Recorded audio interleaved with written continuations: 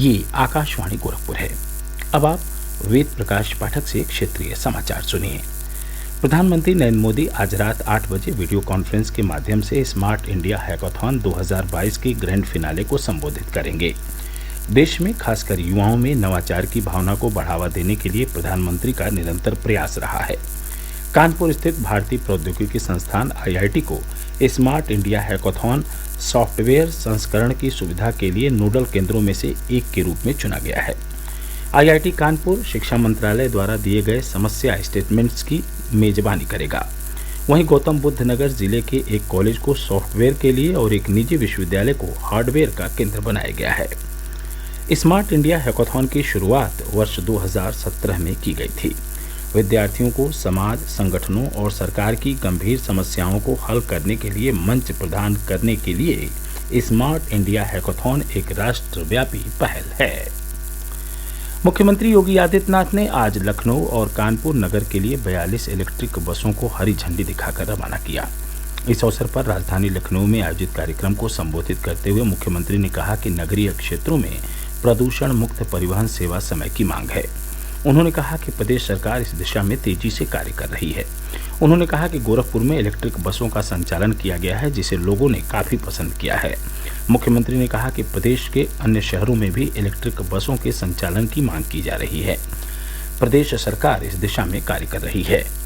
पिछले दिनों मुझे गोरखपुर में भी इलेक्ट्रिक बसेस को शुभारंभ करने का अवसर प्राप्त हुआ था। मैं जब अगले विजिट में गया तो मैंने पूछा, वहां पे पब्लिक से मैंने पूछा, मैंने कहा इलेक्ट्रिक बसेस चल रही कैसे लग रहा है। उन्होंने कहा साहब और भी लगते, और अलग अलग जगहों से मेरे सामने इस बात की डिमांड होने लग गई कि हमें हमारे शहर को भी, हमारे कस्बे को भी, या जो गोरखपुर सिटी के अंदर इलेक्ट्रिक बसेस चल रही है इसके दायरे को थोड़ा बढ़ा देते। यानी इतनी मांग थी और पूरी भर करके जा रही है। मैंने नगर निकाय के साथ वहां बैठक की, मैंने उनसे पूछा, मैंने कहा ये जो इलेक्ट्रिक बसें चल रही हैं, क्या इनसे आपका खर्चा निकल पा रहा है? उन्होंने कहा हाँ, बहुत बेहतरीन तरीके से आगे बढ़ रही हैं और लोगों की बड़ी डिमांड है। जिस भी रूट पर मैं गया इलेक्ट्रिक बसेस की, वहां की सुविधा की सबने सराहना की है। जब कॉमन मैन, जिसको राजनीति से कोई लेना देना नहीं, आपके कार्यों की सराहना करे तो मान करके चलिए कि आप सही दिशा में आगे बढ़ रहे हैं। मुख्यमंत्री ने कहा कि प्रदेश के 5 शहरों में मेट्रो का संचालन हो रहा है। उन्होंने कहा कि आगरा में भी मेट्रो परियोजना का कार्य तेजी से आगे बढ़ रहा है। श्री योगी ने कहा कि पिछले 5 वर्षों में नगरीय क्षेत्रों में 17 लाख जरूरतमंद परिवारों को प्रधानमंत्री आवास योजना का लाभ दिया गया है और स्वच्छ भारत अभियान के तहत राज्य में बड़ी संख्या में व्यक्तिगत और सार्वजनिक शौचालय बनाए गए हैं। उन्होंने कहा कि शहरों को स्वच्छ रखना हर नागरिक की जिम्मेदारी है और सभी को इसके लिए आगे आना होगा।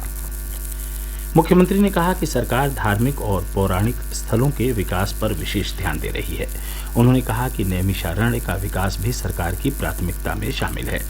मुख्यमंत्री ने प्रदेशवासियों से राज्य के पौराणिक स्थलों का भ्रमण करने की भी अपील की।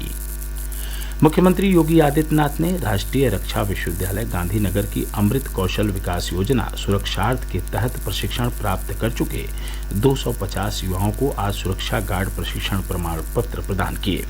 इस अवसर पर सुरक्षा गार्डों को संबोधित करते हुए उन्होंने कहा कि यह पहली बार हुआ है कि सुरक्षा क्षेत्र की निजी कंपनियों को राष्ट्रीय रक्षा विश्वविद्यालयों में मंच प्रदान किया गया है। मुख्यमंत्री ने कहा कि प्रधानमंत्री नरेंद्र मोदी के मार्गदर्शन में कौशल विकास योजना शुरू की गई, जिसके सार्थक परिणाम सामने आए हैं। श्री योगी ने कहा कि इसी तर्ज पर राज्य में विश्वकर्मा श्रम सम्मान योजना शुरू की गई, जिसके तहत परंपरागत उद्यमों से जुड़े हस्तशिल्पियों और कारीगरों को प्रशिक्षण देकर प्रमाण पत्र और टूल किट प्रदान किए गए। साथ ही उन्हें बैंकों से आसान किस्तों पर ऋण भी उपलब्ध कराया गया। भारतीय जनता पार्टी ने विधान परिषद सदस्य भूपेंद्र सिंह चौधरी को पार्टी का नया प्रदेश अध्यक्ष नियुक्त किया है। पार्टी की ओर से जारी विज्ञप्ति में बताया गया कि उनकी नियुक्ति तत्काल प्रभाव से लागू होगी। मुख्यमंत्री योगी आदित्यनाथ ने भूपेंद्र सिंह चौधरी को भाजपा का नया प्रदेश अध्यक्ष बनाए जाने पर हार्दिक बधाई दी है।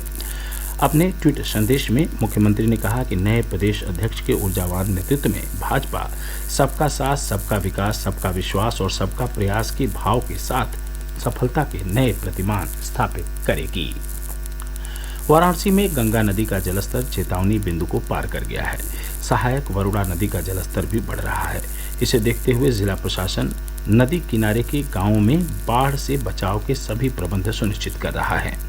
मंडलायुक्त दीपक अग्रवाल और जिलाधिकारी कौशल राज शर्मा ने आज सरैया और ढिलवरिया क्षेत्र में बाढ़ चौकियों और राहत शिविर का निरीक्षण किया। इसके साथ ही क्षेत्रीय समाचारों का बुलेटिन समाप्त हुआ। नमस्कार।